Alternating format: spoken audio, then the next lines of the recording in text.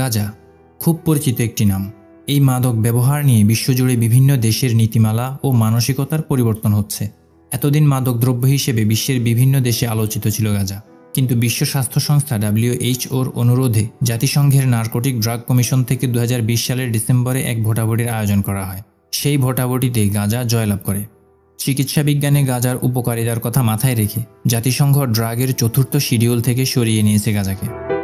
গাঁজার ব্যাপারে দৃষ্টিভঙ্গির পরিবর্তন, বিভিন্ন দেশে এই নিয়ে আইন এবং গাঁজা ব্যবহারের বিষয়ে বিস্তর আলোচনা থাকছে কাঠের প্রাসাদের আজকের পর্বে। জানতে হলে অবশ্যই সম্পূর্ণ ভিডিওটি দেখুন।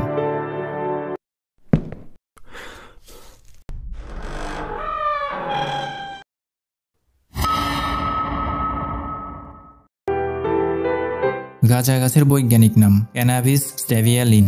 আটিকেসি গোত্রের শুধুমাত্র এই গাছটিরই মাদক গুণ আছে। গাঁজা ব্যবহারের ইতিহাস থেকে জানা যায় খ্রিস্টপূর্ব 2000 সালের আশেপাশে এটিকে মাদক হিসেবে ব্যবহার শুরু হয়। গ্রিক দার্শনিক হেরোডোটাসের লেখায় খ্রিস্টপূর্ব 450 অব্দ থেকেই ইউরোপে গাঁজা ব্যবহারের কথা উঠে এসেছে।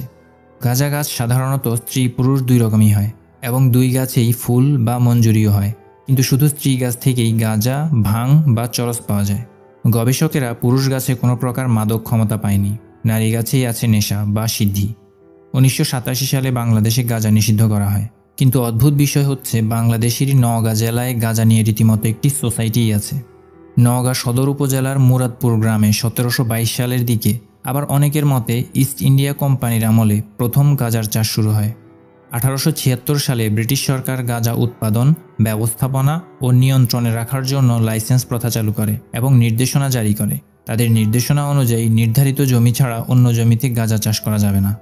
নওগাঁয় প্রায় 10,000 হেক্টর জমিতে 7,000 চাষি গাঁজা চাষ করত, যাদের পুনর্বাসনের জন্য 1971 সালে গড়ে তোলা হয় গাঁজা উৎপাদনকারী পুনর্বাসন সমবায় সমিতি লিমিটেড। 1947 সালে ভারত বিভক্তির আগে উপমহাদেশে এত বড় সমবায় সমিতি দ্বিতীয়টি ছিল না। সে সময় বাংলা, আসাম, উড়িষ্যা, উত্তরপ্রদেশ, চেন্নাই, মায়ানমার এবং নেপাল সহ ইউরোপের একাধিক দেশে নওগাঁর গাঁজা রপ্তানি করা হতো। কিন্তু 1987 সালে দেশে গাঁজা চাষ নিষিদ্ধ ঘোষিত হওয়ার পর সমিতিটির কার্যক্রম বন্ধ হয়ে যায়। নির্দিষ্ট কিছু দেশ ছাড়া বিশ্বজুড়ে গাঁজা নিষিদ্ধ, তবে কিছু কিছু দেশ গাঁজা নিয়ে নতুন করে ভাবা শুরু করেছে বহু আগে থেকেই। যেমন মেক্সিকোর সরকার গাঁজার বিনোদনমূলক ব্যবহারকে বৈধতা দেওয়ার পরিকল্পনা করছে 2018 সাল থেকে। একই ধরনের পরিকল্পনা রয়েছে লুক্সেমবার্গ সরকারেরও। ভারতের কেরালা প্রদেশে এক যুবক বিশ্ব পরিবেশ দিবসে রাস্তার পাশে গাঁজার চারা রোপণ করে আলোচনার সৃষ্টি করেছিল। নিউজিল্যান্ড গণভোটের কথাও ভেবেছে গাঁজাকে বৈধতা দিতে। শুধু তাই নয়, বর্তমানে যুক্তরাষ্ট্রের 50টি রাজ্যের মধ্যে 33টিতেই চিকিৎসা কাজে গাঁজা ব্যবহার বৈধ। তাছাড়া Canada, Mexico, Netherland, Spain, Brazil, Jamaica এবং পর্তুগাল সহ অনেক দেশই গাঁজা উৎপাদন, বিপণন ও ব্যবহার নিয়ে নতুন করে ভাবছে। যুক্তরাষ্ট্র ও কানাডায় চিকিৎসার কাজে গাঁজা ব্যবহারের কারণে এই মাদক সম্পর্কে মানুষের মনোভাব পরিবর্তন হচ্ছে। তারই ধারাবাহিকতায় 2019 সালে বিশ্ব স্বাস্থ্য সংস্থা জাতিসংঘকে গাঁজার বিষয়ে নতুন করে সিদ্ধান্ত নেওয়ার আর্জি জানিয়েছিল। জাতিসংঘের নার্কোটিক ড্রাগ কমিশন এই বিষয়ে সিদ্ধান্ত নেওয়ার জন্য ভোটের আয়োজন করে। মোট 53টি দেশের মধ্যে একটি দেশ ভোট দেওয়া থেকে বিরত থাকে। বাকি 52 দেশের 27টি দেশ গাঁজাকে কঠিন ড্রাগ হিসেবে বিবেচিত করার বিপক্ষে এবং 25টি দেশ পক্ষে ভোট দেয়। ফলে 2 ভোটে জয়লাভ করে গাঁজা। এতদিন হিরোইন এবং বিভিন্ন ধরনের কেমিক্যাল ড্রাগের মতো 4র্থ শিডিউলে ফেলা হতো গাঁজাকে, যেগুলো ছিল সম্পূর্ণ নিষিদ্ধ। তাই চিকিৎসা বিজ্ঞানের বিভিন্ন গবেষণায় সমস্যা হচ্ছে বলে WHO জাতিসংঘকে এই আর্জি জানায়। কারণ গাঁজা থেকে বিভিন্ন ধরনের ঔষধ তৈরি সম্ভব ছিল, কিন্তু নিষিদ্ধ হওয়ার কারণে তা করা যাচ্ছিল না। আর তাই এই ভোটাভুটির আয়োজন করে জাতিসংঘ। তবে গাঁজার এই তালিকা পরিবর্তনে গাঁজা প্রেমীদের খুশি হওয়ার কোনো কারণ নেই, কারণ এখনও মাদকের তালিকায় রাখা হয়েছে গাঁজাকে। সাধারণ মানুষের ব্যবহারের জন্য সমস্ত নিষেধাজ্ঞা তুলে দেওয়া হয়নি, শুধুমাত্র ঔষধ তৈরির জন্য কিছুটা ছাড় দেওয়া হয়েছে। বিশ্ব স্বাস্থ্য সংস্থার গাইডলাইনে স্পষ্ট বলা হয়েছে, সাধারণ মানুষ গাঁজা বা গাঁজা গাছের রস থেকে তৈরি চারস সেবন করলে শারীরিক সমস্যা হতে পারে।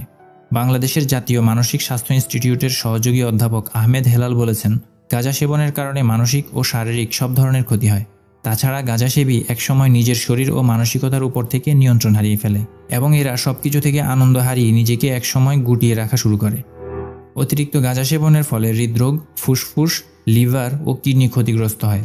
পরিমাণ মতো গাঁজা ওষুধ হিসেবে সেবন করলেই উপকার পাওয়া যায়, এমনটাই উঠে এসেছে যুক্তরাষ্ট্রের ভার্জিনিয়া কমনওয়েলথ বিশ্ববিদ্যালয়ের একদল গবেষকের গবেষণায়।